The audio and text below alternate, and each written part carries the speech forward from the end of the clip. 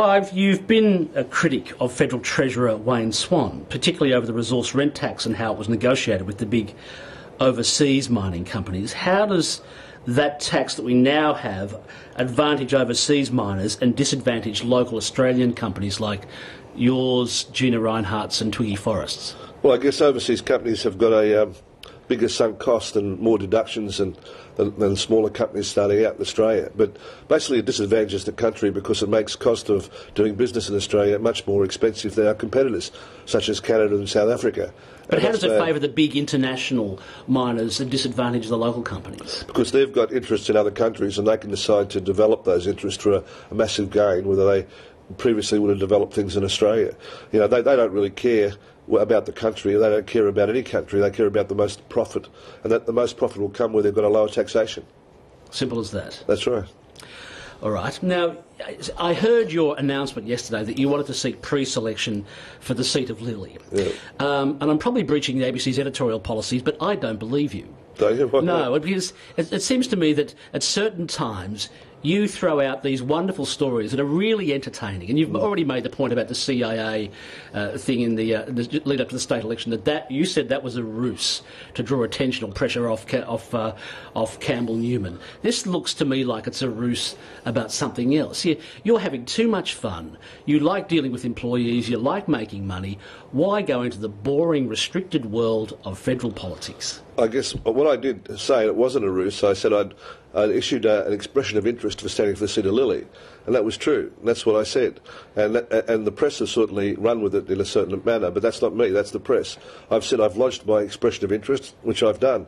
But why stand for Lilley, or why be concerned about the Treasurer? Why be an Australian? My family's got a strong commitment to this country. We lost people in the First World War, 4 of them served in the Second World War, and we think that Australia is very important. My nephew, Group Squadron Leader Martin Brewster was in the Fed in Timor. We're really committed to Australia, and we see the country going down the drain. We see a 3-ring circus in Canberra, and I mean we can forgive Wayne Swan for the things he's done. We can show him compassion and love, but no one will forgive the ALP for taking away our children's future. I see it very important that we get Australia back on track. I see it as deadly serious that we make this country what it could be. I spoke to Rod McGarvey this morning, or one of my producers did, and we asked Rod to come on. He was the man who had pre-selection for the seat of the last federal election, and he defeated Wayne Swan on the primary vote. He got more primary votes than did Wayne Swan in that seat, but Wayne Swan got there on Greens' preferences. Now, he has also sought pre-selection for that seat.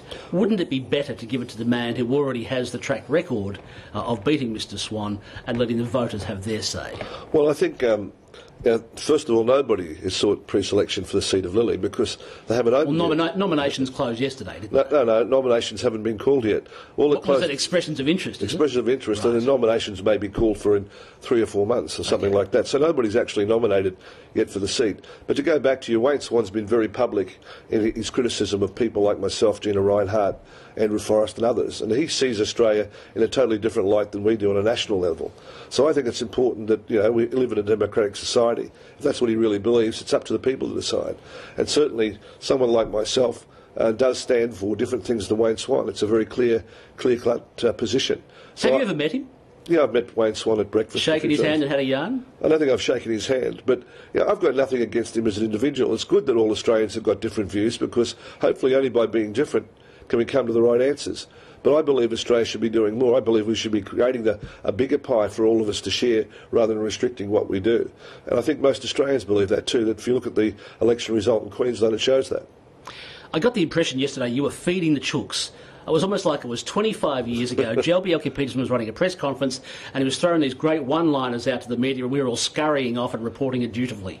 Well, I mean, I can't control what the media does, but all I can say to you is that, we are very, very concerned about Wayne Swan, what he's doing. I do want to highlight the situation of our policy. I do think I'd be a good candidate in the seat of Lilley. But if I didn't win pre-selection, I'd support the candidate who did, 100%, because I believe in the Liberal National Party in this state and I believe in all of us working together. It'll certainly be a wild ride. There's part of me hopes you get it, but anyhow. Now, prior to the last state election, you told me on air that Queensland Rail had essentially stolen your plans for the rail link from the Galilee Basin. Seems the case, sir. And you were starting an $8 billion legal action. Have you done it yet? Have you started it yet? Well, no, because as I said at that time, we had to do an FOI application to see what documents there were that how this all happened. You've got a friendly government now. It shouldn't be a problem. Well, we got the FOI Commissioner's response sort of in the changeover period, and he told us there weren't any documents. They'd all suddenly disappeared. So now we're reconsidering matters. Well, you mean the core documents have been shredded, have they? Well, I don't know where they've gone. They've just disappeared.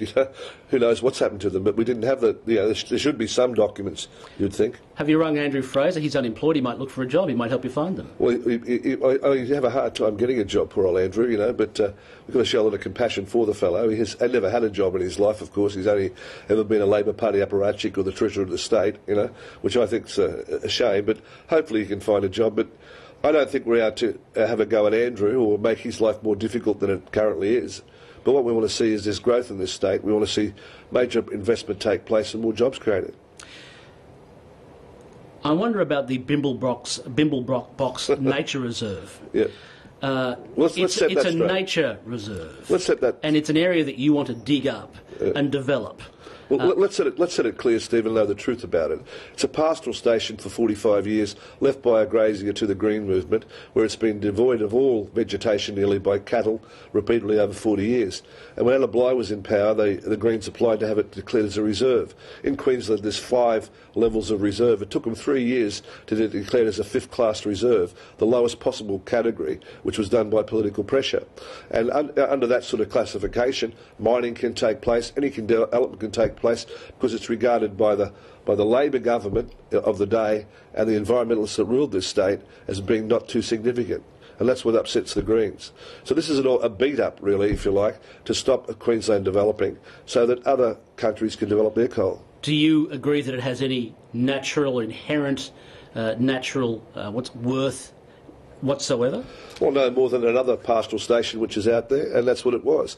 Once you let sheep and cattle into any area, they tend to destroy the natural environment that was there before, and that there were sheep and cattle on that grazing on that property for 40 years. But the pastoralists who left it, as you say, to the Green movement, left it for a reason. I think they left it because they thought they'd sell it and get some money. I don't think they really thought they'd make it a reserve. Otherwise, before they died, they would have done it. And of course, they never would have got it as even a 5th category reserve if it wasn't for a friendly Labor government who needed Greens' preferences to win seats such as Mount Gravatt. Certainly you've got to protect the environment. There are places where the environment's very pristine and very important. Brimblebox isn't one of them.